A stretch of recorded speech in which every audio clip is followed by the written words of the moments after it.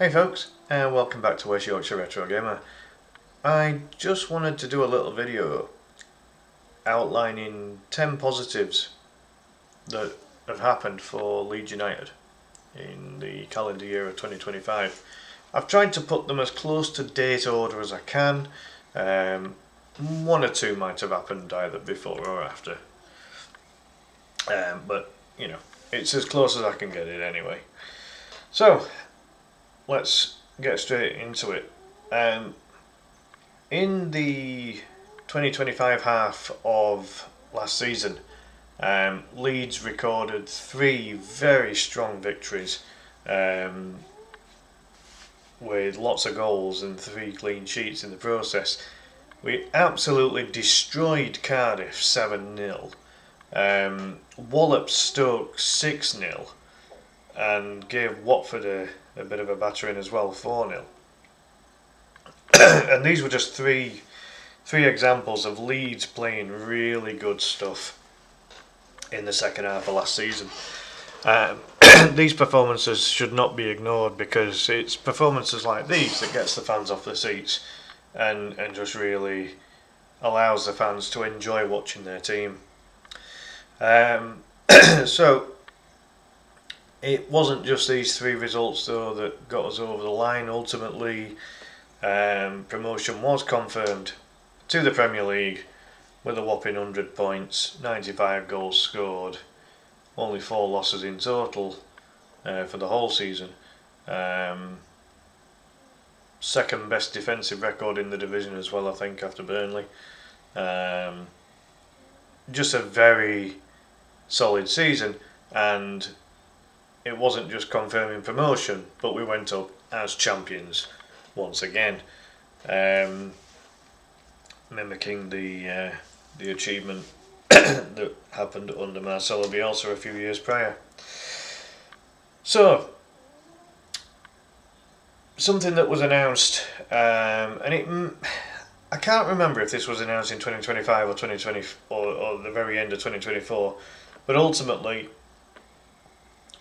promotion to the Premier League definitely helped this, and ultimately plans have been announced to expand Ellen Road to a capacity of around 53,000. It currently holds about 37. So this is a positive direction forward, and the huge waiting list for fans to get tickets for Leeds United games, and for season tickets in particular, this will help to facilitate a lot of those on that waiting list. So that then brought us to the summer, and we ended up facing Manure, AC Milan and Villarreal, if memory serves me right. I will just double check that actually. I'm fairly certain, because I went to the Villarreal game, and it was then Milan in Dublin, and then Manure as well. Was the Manure one in Scandinavia or something? I can't remember now. But ultimately, we drew 0-0 with Manure, and 1-1 with Villarreal, and 1-1 with AC Milan. So I saw this as a good thing, because ultimately there had been some murmurings as to whether we would be able to cope against stronger opposition going into the new season, and I think that this just gave us a very small indication that we might be okay, and ultimately this has proven so far at least to be the case. But these were the earliest signs, being competitive, difficult to beat,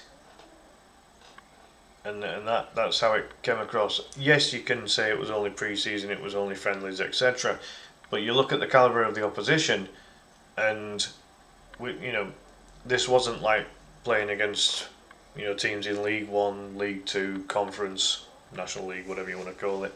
These were teams with a certain amount of calibre behind them. So to go unbeaten there was, I feel that was quite a big thing. I know a lot of people don't take much notice of pre-season, but you can't beat either a winning feeling or at least an unbeaten feeling. when it comes to playing professional football. So, moving on. So what else happened in pre-season? Well, we ended up bringing in 10 new players. And a lot of people don't like it when a lot of new players come in all at once, because it can take a long time for them to bed in and to get used to being in the football club. But ultimately, I think that this was needed. You look at some of the players that have come in. Longstaff started the season quite well before getting injured. Beale's come into the mix now with this new look formation with the playing 3 centre backs instead of 2. Couple of players, or 3 players that I'll talk about in a bit more detail towards the end of the video, as you can see on the list there. And one of the key aspects about these 10 new players is that there was no one shorter than 5'10".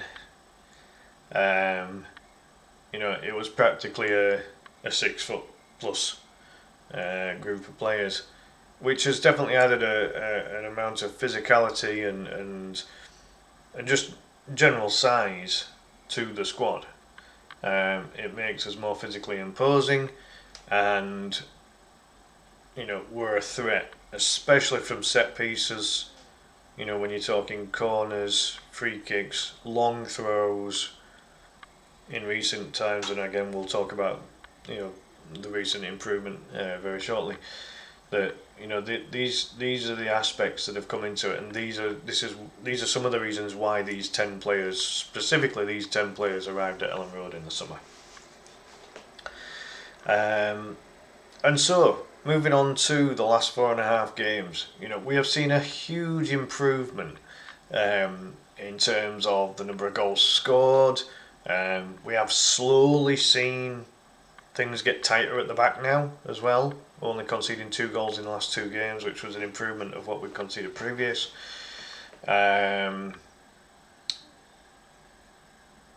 There's also evidence that Leeds can be adaptable and play in a different either base formation or different style or with different personnel, and make it all as equally as effective, but also being able to adapt to different opposition and being able to make it work.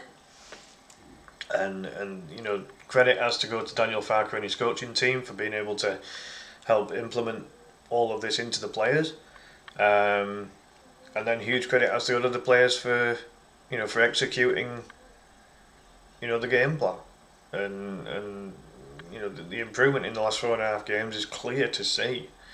It's been excellent, and within that time, within these last 4.5 games, we have gained important wins, especially against a big rival in Chelsea, with a 3-1 victory, and then walloping a very informed Crystal Palace, who had one of the best away records leading into the game against Leeds, but we made Crystal Palace look like a team that should really be struggling against relegation, rather than them being comfortably in the top half, with a very convincing 4-1 win.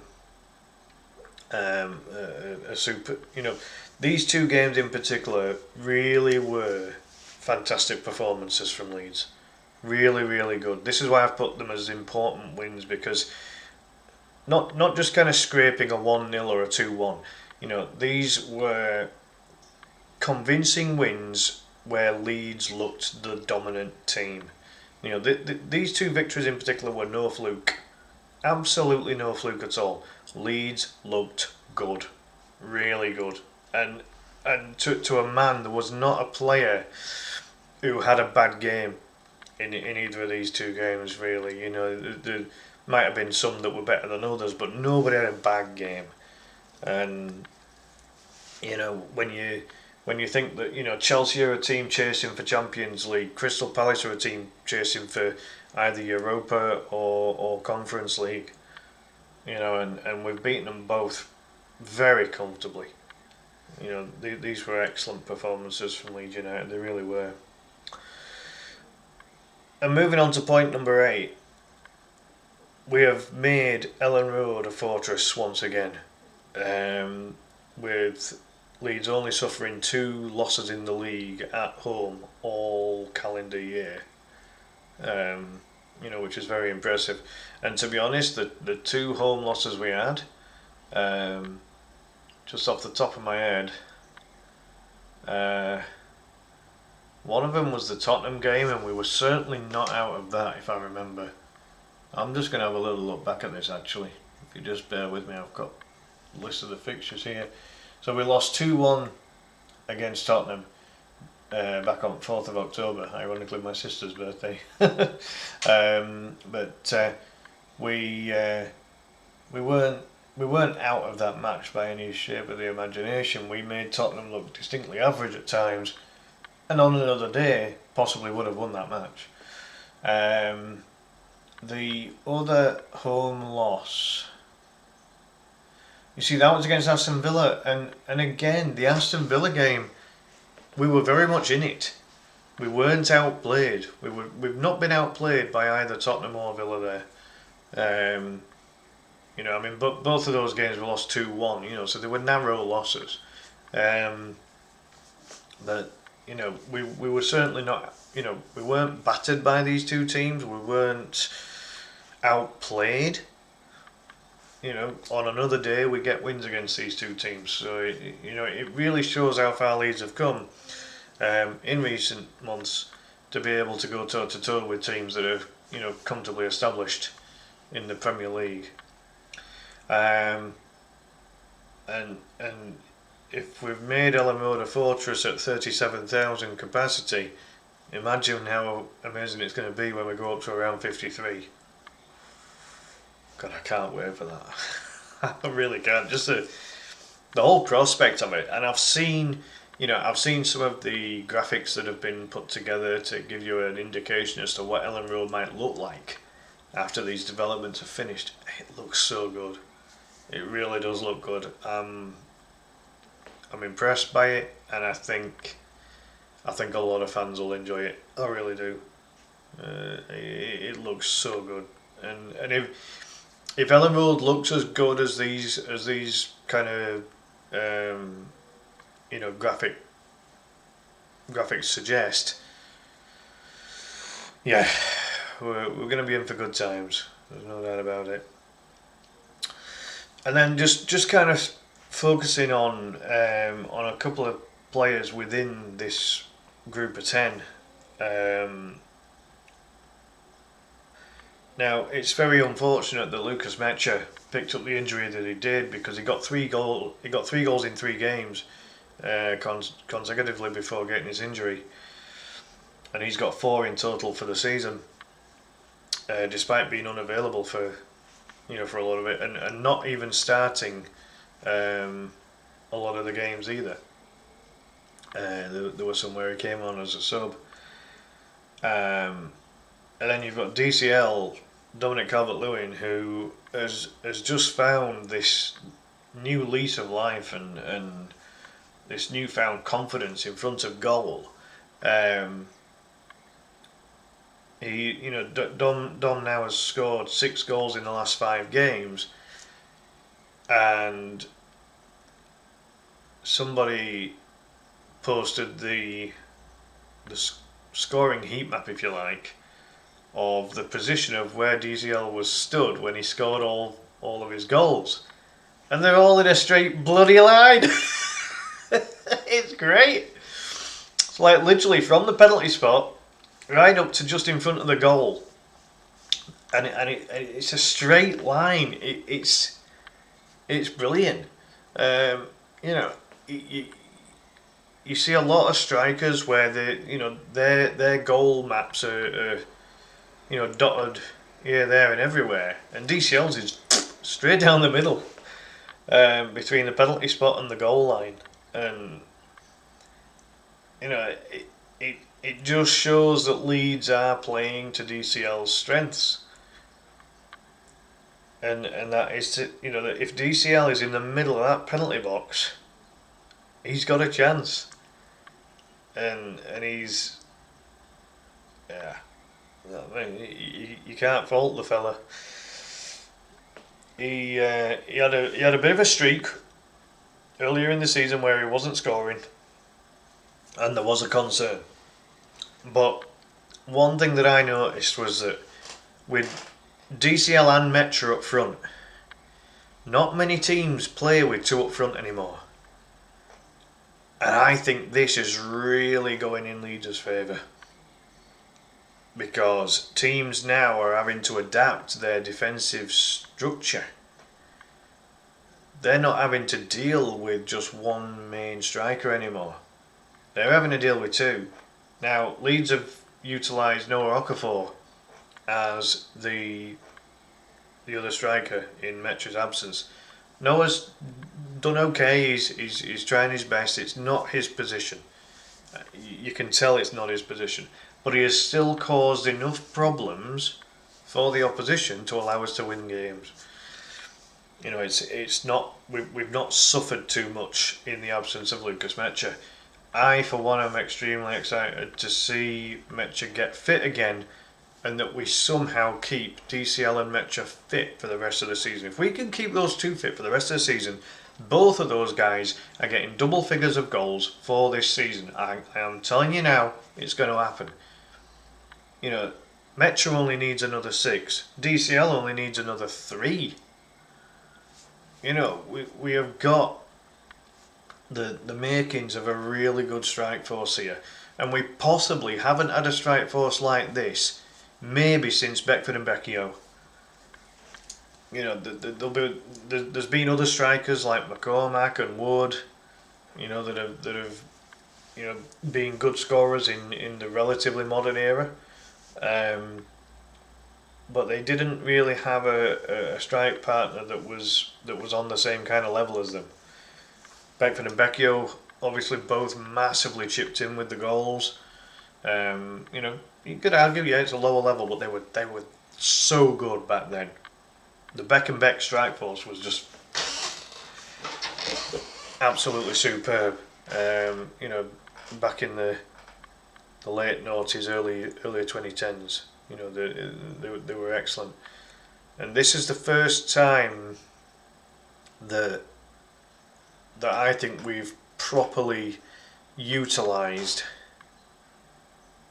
a two up front, since then, which is a long time to go without a good quality two up front. Now, bearing in mind that when we signed DCL and Mecha, we thought, oh great, we're signing two strikers that are injury prone and they're both on free transfers. Surely these two ain't going to get any goals this season. And I can just picture it now that the Irish guy probably looked back at it and said, if DCL and Mecha get 10 goals between them in the season, then I'll have to get them tattooed on my foot, just like I got Bamford tattooed on my foot.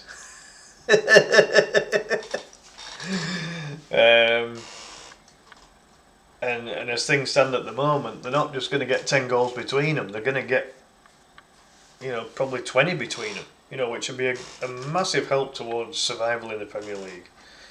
So I'm really impressed with the strike force, the way it's going at the minute, and if we can keep DCL and Mecha fully fit, good times are ahead. They really are. And then just finally, my pick of all the new 10 signings, it's got to be GG. I'm sorry, Gabriel Gudmundsson. He is a steal. 10 to 11 million pound. For a good quality left back. It's a bargain. In this day and age, in the prices that you pay for footballers these days, to get a good quality left back, you need to pay 30 million plus. We've got Gabby for 10, maximum 11 million quid. He's good going forward. He's good defensively. You know, he's adaptable at both fullback and wing back. Uh, he's a really good player. Really impressed by him. I didn't know how he'd do. You know, I didn't really know anything about him before he signed. Um, but yeah, I mean, you know, this is no slant on Junior Firpo. For me, Gabriel Goodmanson is an upgrade, and yeah, he's just been a super signing. And again, when you look at the signings that we've made, you know, we've seen some really nice moments from Stark. He's obviously scored 2 direct free kicks already, and it looks as if his corner delivery is very good. Um, you know, Longstaff again looked a really good kind of complete midfielder. He could do a little bit of everything. You know, before he got his injury. You know, Beal now has come into his own, being the central focal point of the back three, and has provided really good defensive cover to allow the likes of Strauch and Roden in particular, who in the match against Crystal Palace was bombing down like a right winger, even got a really good quality cross in that, you know, any good right midfielder or right winger would have been proud of. Um, you know, it's just working. It's working really well. You know, Perry's starting to improve. You know, Lucas Perry had a bit of a shaky start in the Leeds goal, then got injured as well. But since he's got fit again, you know, I think Perry's doing quite well. Um, you know, who else did we sign? I mean, I've just lost track of it. You know, Noah Okafor. I think Okafor's done okay so far. You know, at the end of the day, we've adapted to a formation now that doesn't really, you know, fit wingers into it. You know, and so therefore, you know, Noah's been marginalised a little bit. However, Noah has come in and deputised for Lucas up front. Um, but when Noah has played on the left wing, he looks quite effective. He's lost possession a few times, but when he's on the ball, you can see he's got a creative spark about him. So you can see what Noah's trying to do. And there was a point where both, you know, Gabriel Goodmanson and Noah Okafor were forming a very nice partnership on the left hand side. You know, looking really effective. But yeah, Goodmanson's he's a player, isn't he? He's one hell of a player. You know, and I hope that we can keep Gabby as long as we can, because I just think he's only going to get a bit better. I think there's a bit of improvement still in him. You know, if he can add some assists and goals to his name, it's about the only thing he hasn't done yet. But you know, he is effective going forward. I mean, he's a tenacious player, isn't he? You know, he's a right battler. You know, he don't give things up. He's tough in the tackle. He's aggressive. He can get down that wing really well. You know, he just seems a very determined player. He's got that. He's almost got that Scandinavian warrior spirit about him. You can tell that with Scandinavian players. They've all got it. You know, it's kind of like a Viking thing, if you like, if you want to go back into Scandinavian history. But you know, there's just something about the way that GG plays, and it's freaking great. I love it. I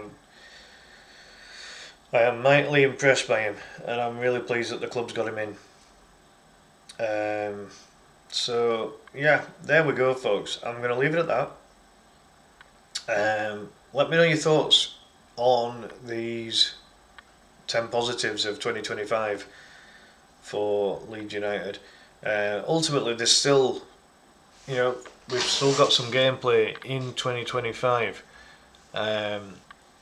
We have got one final game. It's away at Sunderland on Sunday the 28th of December at 2 o'clock kickoff. And then we kick off 2026 at Anfield against Liverpool.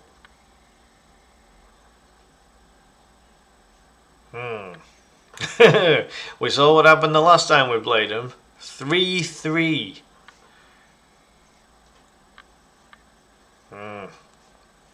That could be an interesting one. I think they've got one or two players away for the Afghan.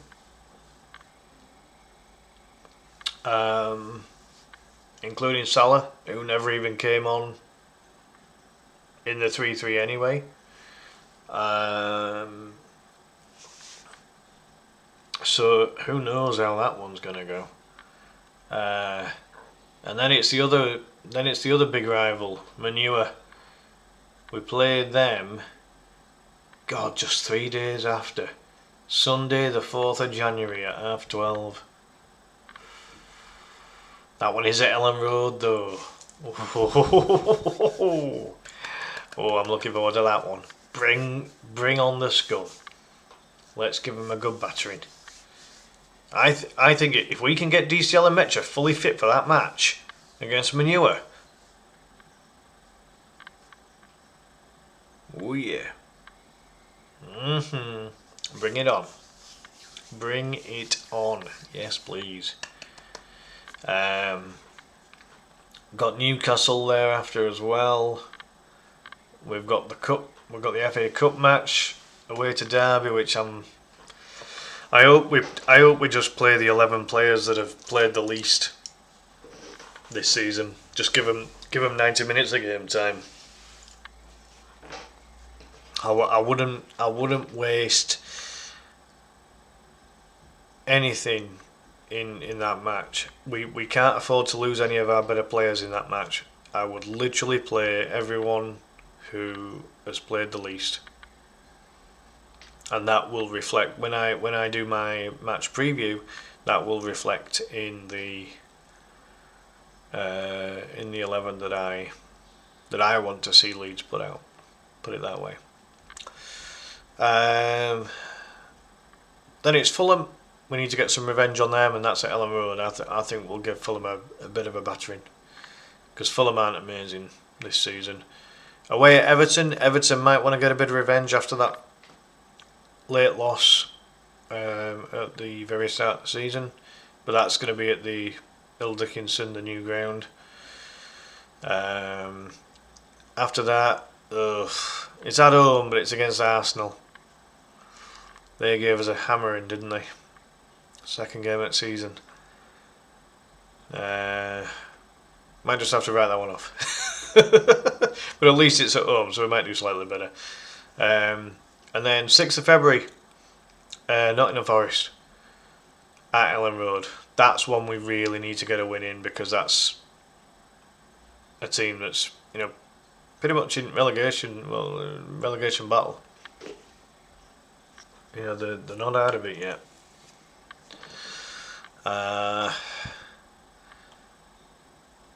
Chelsea at Stamford Bridge on 10th of Feb.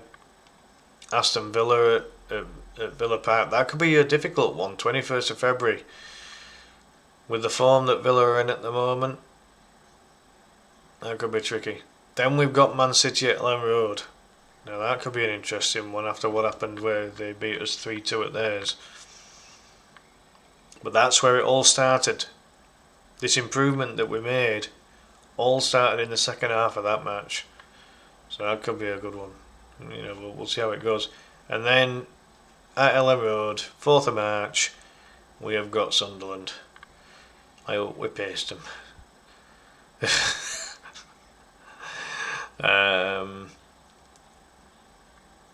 Then Palace away, Brentford at home, Manure away, Wolves at home. 18th of April, Wolves, if they're not confirmed relegated by then, I'd be amazed. Bournemouth away, Burnley at home. I hope we get some revenge against Burnley after what happened at Turf Moor. Tottenham away, Brighton at home, and then West Ham. That could be an important one, that final game of the season at West Ham's ground. That one, West Ham are in a really bad position right now. Maybe even they'll be fighting for their lives by then, who knows. But yeah, I'll leave it there, folks. Hope you enjoyed the video. Do please subscribe to the channel if you haven't already. Do please give it a like or a hype, whatever's available. It's free to do. It takes a couple of seconds and it really helps the channel. I really would appreciate it. If you celebrate Christmas, have a fantastic Christmas. Enjoy yourselves. Stay healthy. Have fun. Spend time with family. Whatever you want to do, just do it. Enjoy it. And let's kick some butt against Sunderland on the 28th. But in the meantime, folks, happy Christmas. See you next time. Bye for now.